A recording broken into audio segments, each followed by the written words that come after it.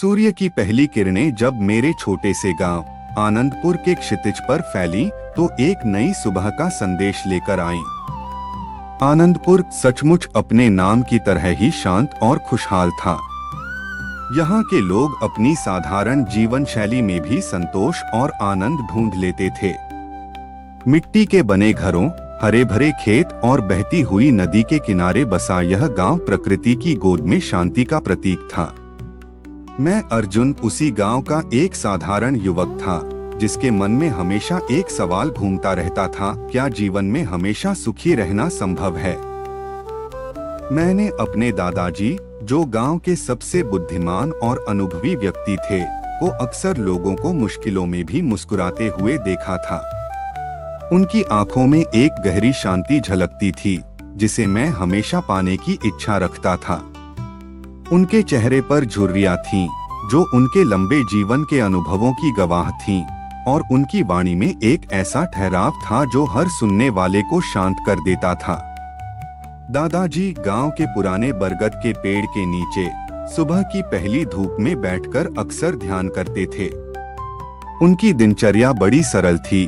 सुबह जल्दी उठना, प्रकृति के साथ कुछ समय बिताना, फिर गांव के लोगों से मिलना और उनकी समस्याओं को सुनना। वे किसी वैद्य की तरह लोगों के दुखों को सुनते और अपने ज्ञान और अनुभव से उन्हें राह दिखाते थे। उनका जीवन एक खुली किताब की तरह था, जिसमें हर पन्ना सादगी और संतोष के पाठों से भरा हुआ था। एक दिन सुबह की चाय पीते हुए मैंने उनसे अपना प्रश्न पूछ ही लिया, दादाजी, आप हमेशा इतने शांत और खुश कैसे रहते हैं? क्या जीवन में हमेशा सुखी रहना मुमकिन है? मैंने जीवन में बहुत से लोगों को देखा है जो धन दौलत और सुख सुविधाओं से घिरे होने के बावजूद दुखी रहते हैं। ऐसा क्यों होता है? दादाजी ने मेरी ओर देखा। उनकी आंखों में वही शांत मुस्कान थी।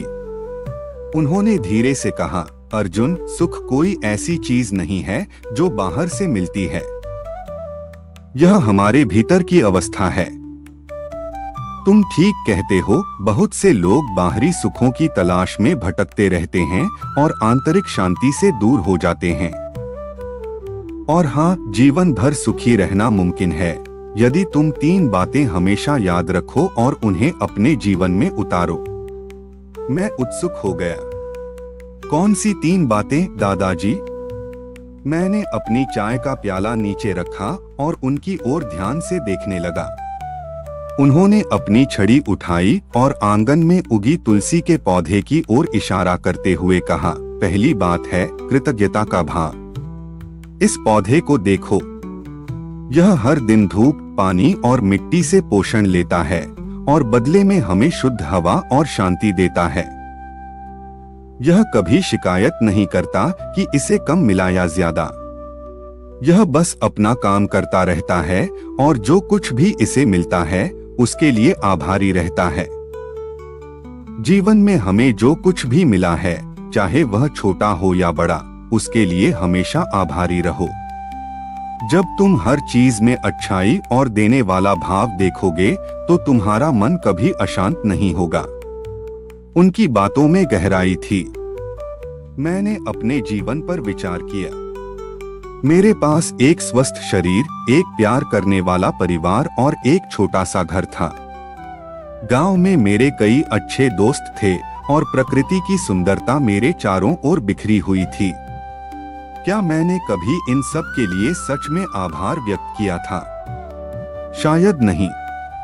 मैं तो हमेशा उन चीजों की कमी महसूस करता था जो मेरे पास नहीं थीं। एक बड़ी नौकरी, शहर में एक आलीशान घर और ढेर सारा धन। दादाजी की बातों ने मेरी सोच को एक नया मोड़ दिया।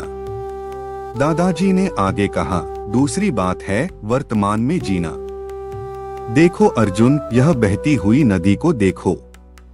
यह कभी भी कल के पानी के बारे में नहीं सोचती और न ही आने वाले कल की चिंता करती है। यह बस वर्तमान में बहती रहती है, अपनी गति और दिशा में। हर पल इसके लिए नया है और यह उसे पूरी तरह से जीती है। हम इंसान अक्सर या तो अपने अतीत के दुखों में खोए रहते हैं या भविष्य की चिंताओं में डूबे रहते हैं। इस कारण हम आज के पल का आनंद लेना भूल जाते हैं। सुख वर्तमान में है, इसे जियो। अतीत एक सबक है, भविष्य एक रहस्य है, लेकिन वर्तमान एक उपहार है, इसीलिए इसे प्रेजेंट कहते हैं। मैंने नदी की ओर देखा जो गांव के किनारे से कलकल करती हुई बह रही थी। उसकी आवाज में एक अजीब सी शांति थी। उनकी बात सच थी। मैं अक्सर अपनी पिछली गलतियों पर पछताता रहता था। मैंने क्यों उस दोस्त से झगड़ा किया, मैंने क्यों पढ़ाई में लापरवाही की, या फिर मैं आने वाले कल की अनिश्चितताओं से परेशान रहता था। मेरी नौकरी का क्या होगा, मेरी शादी कब होगी, मेरा भविष्य कैसा होगा। इस कारण मेरा आज हमेशा धुंधला रहता था। मैं कभी भी उस पल की सुंदरता को महसूस नहीं कर पाता था जो मेरे सामने था। दादाजी ने तीसरी और सबसे महत्वपूर्ण बात बताते हुए कहा, तीसरी बात है दूसरों की सेवा करना। यह पीपल का पेड़ देखो, यह खुद धूप में खड़ा रहता है और दूसरों को छाया देता है। इसके फल पक्षियों और जानवरों का पेट भरते हैं। यह बिना किसी स्वार्थ के दूसरों के लिए जीता है। जब तुम दूसरों के लिए कुछ करते हो, जब तुम किसी की मदद करते हो, तो तुम्हारे मन को एक अद्भुत शांति मिलती है। यह सुख किसी बाहरी चीज से नहीं आता, बल्कि तुम्हारे भीतर से उपजता है। दूसरों की सेवा में ही सच्चा सुख छिपा है। जब तुम किसी और के चेहरे पर मुस्कान लाते हो, तो वह मुस्कान तुम्हारे हृदय को भी छू जाती है। उस दिन दादाजी की बातों ने मेरे मन पर गहरा प्रभाव डाला। मैंने निश्चय किया कि मैं इन 3 बातों को अपने जीवन में उतारने की पूरी कोशिश करूंगा। यह एक आसान राह नहीं थी, लेकिन मैंने हार न मानने का संकल्प लिया। इन बातों को और अच्छे से समझाने के लिए मैं तुम्हें एक कहानी सुनाता हूँ। दादाजी ने कहा, और वह एक कहानी सुनाने लगे जो इस प्रकार है। बिना किसी स्पष्ट अध्याय या भाग के, एक छोटे से गांव में पहाड़ों की गोद में बसा हुआ एक बूढ़ा बरगद का पेड़ था। यह पेड़ सदियों से वहीं खड़ा था, जिसने अनगिनत मौसम देखे थे और गांव के लोगों के जीवन का मौन साक्षी रहा था। उसकी जड़ें गहरी थीं, तना मजबूत था और उसकी घनी शाखाएं दूर दूर तक फैली हुई थीं, जैसे किसी विशाल और प्रेमिल बाहों का घेरा हो। इस पेड़ के नीचे अक्सर एक युवा लड़की आती थी, जिसका नाम मीरा था। मीरा अपने जीवन में कई मुश्किलों का सामना कर रही थी। कभी घर में परेशानी होती, कभी पढ़ाई में मन नहीं लगता, तो कभी भविष्य की चिंता उसे घेरे रहती। वह अक्सर उदास और निराश महसूस करती थी। एक दिन जब वह पेड़ के नीचे बैठी अपनी परेशानियों में खोई हुई थी, तो उसने एक छोटी सी गिलहरी को देखा। गिलहरी एक अखरोट को अपनी छोटी छोटी हाथों में पकड़े हुए थी और बड़ी फुर्ती से उसे कुतर रही थी। अचानक अखरोट उसके हाथ से फिसल गया और नीचे गिर गया। गिलहरी ने एक पल के लिए उसे देखा, फिर तुरंत ही दूसरे अखरोट की तलाश में जुट गई, जो पास ही एक टूटी हुई टहनी पर पड़ा था। मीरा को गिलहरी की यह हरकत बड़ी अजीब लगी। उसने सोचा, यह कितनी जल्दी अपनी निराशा से उबर गई। इसने गिरे हुए अखरोट के लिए दुखी होने की बजाय तुरंत दूसरा ढूंढ लिया। उसी दिन शाम को, जब सूरज पहाड़ों के पीछे छिप रहा था और सुनहरी रोशनी पूरे गांव पर फैल रही थी, मीरा फिर से बरगद के पेड़ के नीचे आई। आज उसका मन थोड़ा शांत था। उसने पेड़ की विशालता को देखा, उसकी हर एक पत्ती को जो हवा में धीरे धीरे हिल रही थी। उसने महसूस किया कि यह पेड़ कितने वर्षों से यहाँ खड़ा है। धूप, बारिश, तूफान सब कुछ सहते हुए भी यह आज भी उतना ही मजबूत और हरा भरा है। अचानक उसके मन में एक विचार आया। उसने सोचा, यह पेड़ कभी शिकायत नहीं करता। यह हर मौसम को स्वीकार करता है और हमेशा खड़ा रहता है। शायद मुझे भी अपने जीवन की अच्छी चीजों पर ध्यान देना चाहिए, जैसे आज की यह शांत शाम, यह सुंदर पेड़ और मेरे पास जो कुछ भी है। अगले दिन मीरा गांव की नदी के किनारे बैठी थी।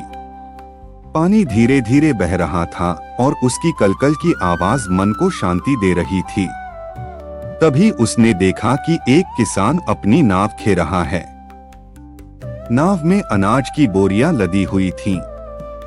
अचानक एक बोरी पानी में गिर गई। किसान ने तुरंत नाव रोकी और उस बोरी को निकालने की कोशिश करने लगा। मीरा देख रही थी कि किसान पूरी तरह से वर्तमान क्षण में जी रहा था।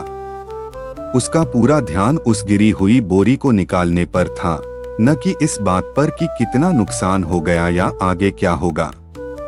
आखिरकार किसान ने बोरी निकाल ली और फिर से अपनी यात्रा पर निकल पड़ा। मीरा ने सोचा, किसान ने अतीत के नुकसान पर पछतावा नहीं किया और न ही भविष्य की चिंता की। उसने बस उस पल में जो करना जरूरी था उस पर ध्यान दिया। धीरे धीरे मीरा के स्वभाव में बदलाव आने लगा।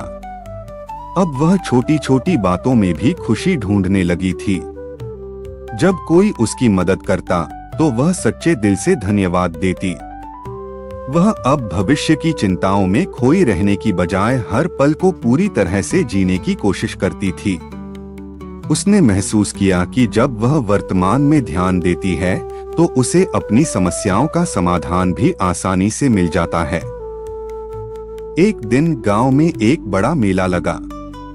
मीरा भी वहां गई। चारों तरफ रंग बिरंगी रोशनी थी, लोगों की भीड़ थी और तरह तरह के खाने पीने के स्टॉल लगे हुए थे। मीरा सब कुछ बड़े ध्यान से देख रही थी और हर अनुभव का आनंद ले रही थी। उसने देखा कि कुछ लोग पुरानी बातों को याद करके उदास हो रहे थे, तो कुछ भविष्य की योजनाओं में खोए हुए थे और आज के मेले का आनंद नहीं ले पा रहे थे। लेकिन मीरा पूरी तरह से उस पल में जी रही थी। मेले की रौनक, लोगों की हंसी और स्वादिष्ट खाने का स्वाद, हर चीज उसे खुशी दे रही थी। उस दिन मीरा ने महसूस किया कि जीवन एक बहती हुई नदी की तरह है। अगर हम अतीत के पत्थरों से टकराते रहेंगे या भविष्य के किनारों तक पहुंचने की चिंता करते रहेंगे, तो हम वर्तमान के सुंदर प्रवाह को महसूस नहीं कर पाएंगे। सकारात्मक रहना हमें मुश्किलों में भी उम्मीद की किरण दिखाता है। आभार व्यक्त करना हमें उन अच्छी चीजों का एहसास कराता है जो हमारे पास हैं, और वर्तमान में जीना हमें हर पल की सुंदरता का अनुभव कराता है। बरगद का पेड़ आज भी वहीं खड़ा है, नदी आज भी बह रही है और गांव के लोग आज भी अपने अपने जीवन जी रहे हैं। मीरा ने उस पेड़, गिलहरी और किसान से जो सीखा वह उसके जीवन का एक अटूट हिस्सा बन गया। उसने जान लिया था कि खुशी किसी दूर भविष्य में नहीं, बल्कि हर उस पल में छिपी है जिसे हम जी रहे हैं। बस हमें उसे देखने और महसूस करने की जरूरत है। और यह सब तब संभव होता है जब हम सकारात्मक दृष्टिकोण रखते हैं, हर छोटी चीज के लिए आभारी होते हैं और पूरी तरह से वर्तमान में जीते हैं।